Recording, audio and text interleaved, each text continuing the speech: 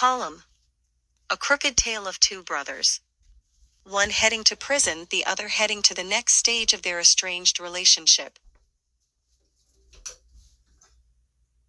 James Snyder knocked on my front door with a police officer at his side. At first I was alarmed. Then I realized they wanted only my vote. Snyder was campaigning for mayor of Portage, where I had lived for more than 30 years. He was confident, enthusiastic, outgoing and smiling. This was my first memory of meeting Snyder, who ended up becoming mayor of the third largest city in northwest Indiana. Every time I met him afterward, he exuded those same personality traits. At public events, municipal meetings, casual run-ins, and on his campaign trails. Always smiling. In November 2011, the Republican mayoral candidate stood under a tent outside a school to thank voters for coming out on a rainy, gloomy election day.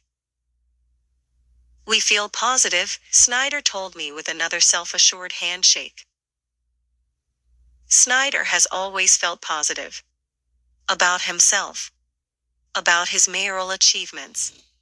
And about his 5-year court battle with federal prosecutors for public corruption charges. In 2017, I wrote a column about his situation as critics clamored for his resignation from public office.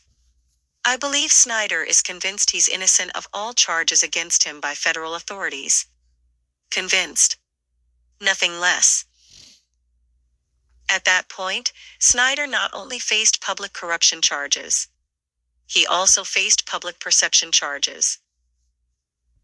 "My reputation is shot until I win, and I understand that," Snyder told me for that column. He felt confident, again, that he would ultimately win his dragged-out court case, which included more than 500 court filings. He ended up losing not once, but twice. Still, the verdict didn't incarcerate his positive outlook toward his upcoming sentencing. His new attorney pleaded for probation instead of jail time. Snyder told me he remained positive about its promise. On Wednesday, a date I had noted in my planner, Snyder, 43, was sentenced in federal court to 21 months in prison and a 1-year supervised release for his crimes, soliciting bribes and obstruction. My initial reaction: 21 months isn't so bad. He could have served more than 4 years if prosecutors had their way. My next thought was about Snyder's family, specifically his brother, John Snyder, who I've gotten to know through his public office role as Porter County Assessor. The two brothers seem polar opposites in many ways, like I was with my brother. The Snyder brothers haven't spoken to each other in more than 3 years. In 2019, John Snyder was given a sentence of probation for a federal tax violation, prompted by his cooperation to aid the prosecutor's investigation against his brother. Part of that cooperation included wearing a wire to produce recordings of conversations that were integral to the Fed's case. He also testified against James in court. John, a father of 10, didn't have much of a choice in his decision. On Wednesday, John felt relieved that this stage of the 7-year saga finally came to a close. James told a judge he wanted to make amends with his brother. John hopes this can happen someday. Throughout this court case, I've viewed it through the prism of brotherly love. Betrayal, disappointment, and possible reconciliation. My older brother, Joe, died in 2009 of sudden heart failure. As I struggled to sort out our rocky relationship, I wrote in a column, I stared at my brother's face for several seconds, somehow expecting his eyes to open. They never did, of course. A single sheet covered his still body inside the emergency room at Portage Community Hospital. Read the entire column on my Facebook page, www.facebook.com/Jadavik.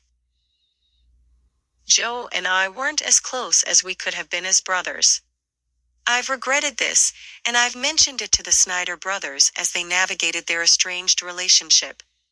Prison isn't death, though it may feel this way at the moment to James' family. No matter what happens, you'll always be brothers, I've told the Snyder brothers on separate occasions. After James was convicted and forced from public office, I kept in touch with him. Or, I should say, he kept in touch with me. We spoke a handful of times. He pleaded his case. I listened. I also read through dozens of pages of post-trial case briefs, loaded with legalese. I put off writing another column until his sentencing. Here we are. The piles of garbage from this public corruption case are finally being hauled away. James is heading to prison, having until January 5th to surrender into custody. John is heading to the next stage of their strained relationship, having to choose whether they make amends before January 5th or after his brother goes to prison. Or never. You really find out who your friends and family are when you go through something like this, James told me earlier this year. His attitude was, again, remarkably upbeat. He'll need his inherent positivity more than ever when he begins his prison sentence. I find no personal satisfaction in this outcome of justice, though I believe it is deserved and a long time coming. He committed crimes. He will be paying for them. It's time for the rest of us to show grace, not glee. James' wife will lose her husband, his kids will lose their father, and his parents will lose one of their sons.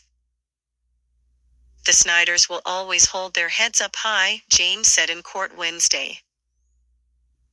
As I wrote in that 2009 column about my brother's sudden death, we exited the hospital room to begin sorting through our grief, regrets, and memories. As you could probably guess, I'm still sorting.